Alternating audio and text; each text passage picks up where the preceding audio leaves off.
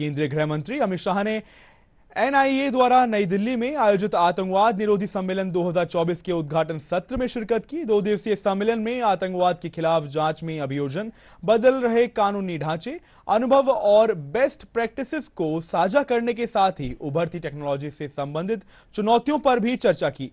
कार्यक्रम के दौरान गृह मंत्री ने देश के आंतरिक और सीमाओं की सुरक्षा बनाए रखने के लिए बलिदान हुए वीर शहीदों को भी श्रद्धांजलि दी।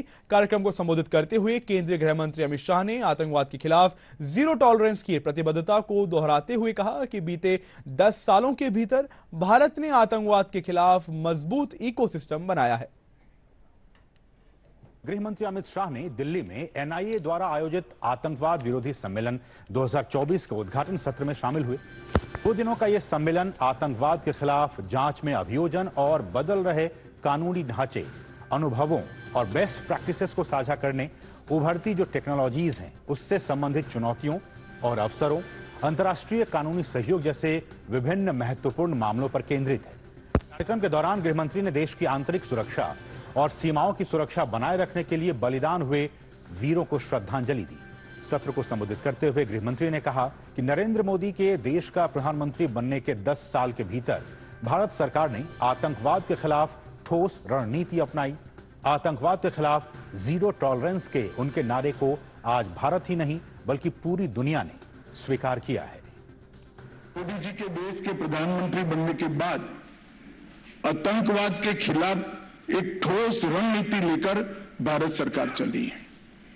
मोदी जी का एक घोष वाक्य जीरो टॉलरेंस अगेंस्ट टेररिज्म, ये न केवल भारत, समग्र विश्व ने आज स्वीकार किया है। और ये 10 साल के अंदर भारत के अंदर टेररिज्म के खिलाफ लड़ने की एक मजबूत इकोसिस्टम खड़ी हुई है। हालांकि बहुत कुछ करना बाकी है, परंतु 10 साल के काम का विहंगावलोकन करें तो संतोषजनक चित्र इस 10 साल में हमारे सामने खड़ा हुआ है। 2006 से 13 और 14 से 21 आतंकवादी घटनाओं का हिसाब किताब करें तो 70% की कमी आतंकवादी घटनाओं में दिखाई पड़ी है।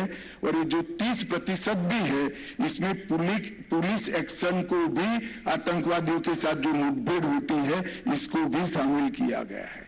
इसका मतलब ढेर सारा हमने आतंकवाद की प्रवृत्ति को रोकने में सफलता पाई है।